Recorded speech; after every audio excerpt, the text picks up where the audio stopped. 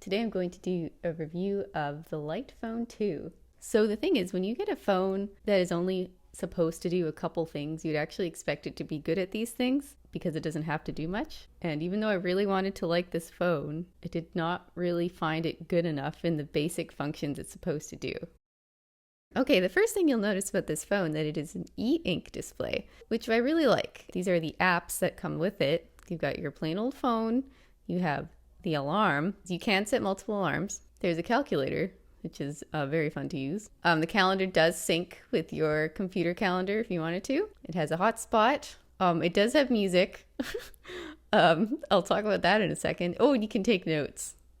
Yeah, it has exactly what you need and nothing more. The first downside to this phone is the Amber Alerts. It took me a really long time to figure out how to turn them off because the entire Amber Alert message is written as text.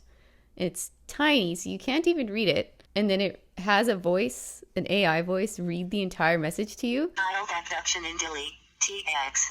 I was like pressing all these buttons. I wasn't doing anything until eventually I found that there's like a teeny tiny OK button that you have to press, and that stops it. I had an incident where I was trying to text someone to wish them a happy birthday, and then it sent it to the wrong person. And so I went back, tried texting the right person again. I made sure that it was showing the correct name.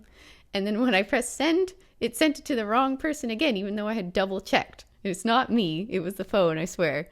The fact that there's a risk of sending an embarrassing text to the wrong person is kind of like a no-go. Sometimes when this phone is ringing and I'm trying to pick up, the screen freezes. If you're not on the page with the pick up call button, you can't get back to it, and there's no way to pick up an incoming call, or if there is, I haven't been able to figure it out. Sometimes in the morning when my alarm goes off, the phone freezes up and the alarm won't stop, and the only way to turn it off is to shut off the phone entirely, and it actually takes a couple seconds to turn it off, and then it's like probably like 2 or 3 minutes to turn back on, even though the phone is so basic. Now I'm going to show you what it's like to text on this thing. All right, I'm going to do this by hand.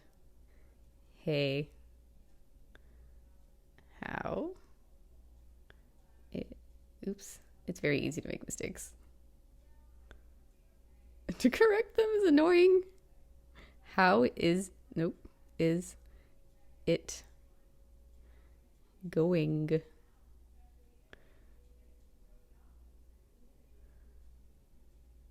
Okay. One thing about the music, you can upload songs. It takes a little bit of time. And then when I paired my AirPods to the phone, the sound quality was really bad, considering normally AirPods would give you really good sound quality. And also there was no volume control for some reason. I couldn't change the volume of the music, so it was way too quiet, and I couldn't hear it over the sound of the gym. Another thing that might be obvious is that the antennas on this thing aren't as good as you would have on an iPhone.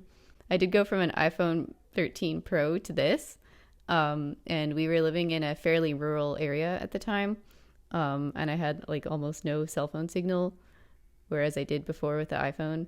So that could be an improvement. Stronger antennas, if that was possible for the size of the phone. I don't know.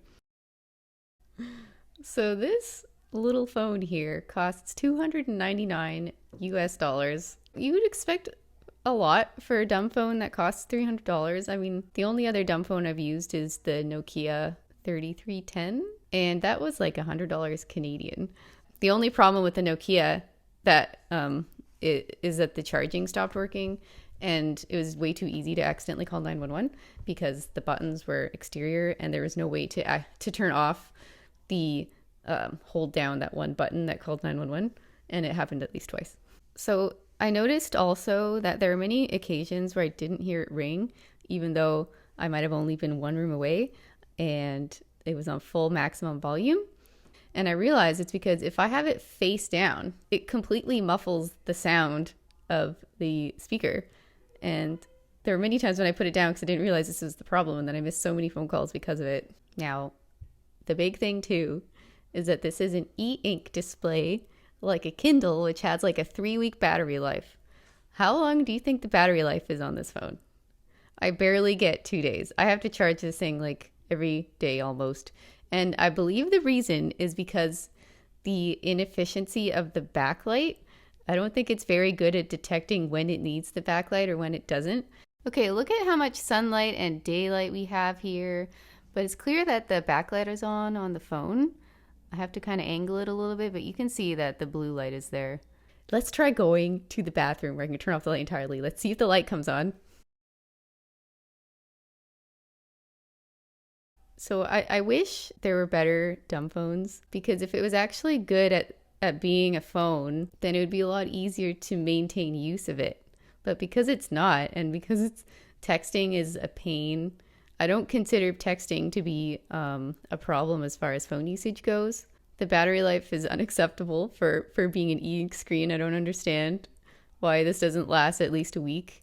I would say this is not a buy, unfortunately. I do want to add that I think this is a very independent company.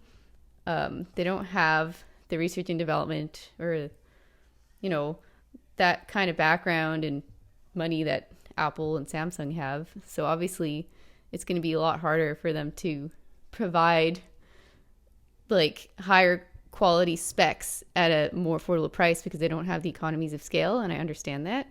But from a consumer's perspective, all we can really look at is this worth my money versus what I could get another thing for? And I guess the answer would be no. I'm sorry.